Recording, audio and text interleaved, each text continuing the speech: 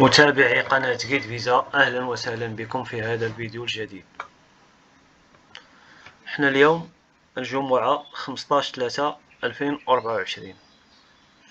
في هذا الفيديو غادي نشوفو جديد مواعيد فيزا شنغن إسبانيا بمركز باليس الناظور كما تم الإعلان عليه سابقا في الموقع. المواعيد تحلت مع الساعة 5 مساء.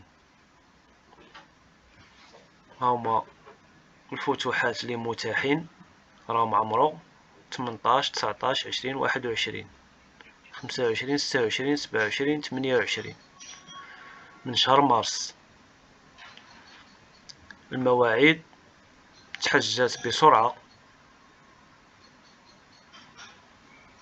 المواعيد كتمشي بسرعة فائقة. ما فهمتش انا كيفاش كطير المواعيد، وإلا بقى ولقيتي شي موعد بحال هذا ها هو راه ما غتلقاش التوقيت، ها هو. وإلا لقيتي التوقيت غتوصل حتى الاخر وغيقول لك هاد الموعد راه تم حجزوه. هذا مشكل كبير. هذا مواعيد باليس خاص الناس المشرفين يعيدوا النظر في هاد المشاكل. دخلتي للموقع لقيتي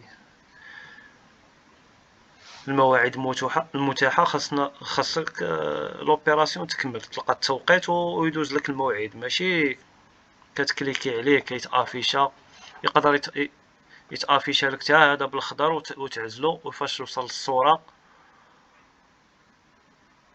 وتسالي كاع لوبيراسيون كاملة تقول راني درت كلشي هو هذاك، فاش كتصيفط كيقول لك هاد الموعد تم اختياره، خذ شي موعد اخر. كتجي تدخل كتلقى كلشي عامر. نورمالمون موقع باليس كان في الاول مزيان، هاد الاونه الاخيره ما بقاش هو هذاك، ما بقاوش الناس كيتمكنوا. شحال هادي فاش يلاه بدا كنا كناخذوا المواعيد بكل سهوله، الناس كياخذوا المواعيد ديالهم بكل سهوله. دابا من المستحيل باش تاخذ موعد في مركز من المراكز. انا حسب التجربه ديالي الان انسان عادي ما يمكنش ليه يشد في هاد الظروف يشد الموعد ديالو. كنتمنى من المشرفين على موقع باليس يعيدوا النظر في طريقة حجز المواعيد باش الناس يتمكنوا من أخذ المواعيد، لأن فئة كتاخذ المواعيد وفئة ما كتاخذهاش. إلى هنا ينتهي الفيديو. متابعين ديالي كنطلب منكم تبارطاجيو هذا الفيديو، واللي مازال ما اشتركش في القناة يشترك. وإلى هنا ينتهي هذا الفيديو. دمتم بخير وإلى اللقاء في فيديو آخر، والسلام عليكم ورحمة الله وبركاته.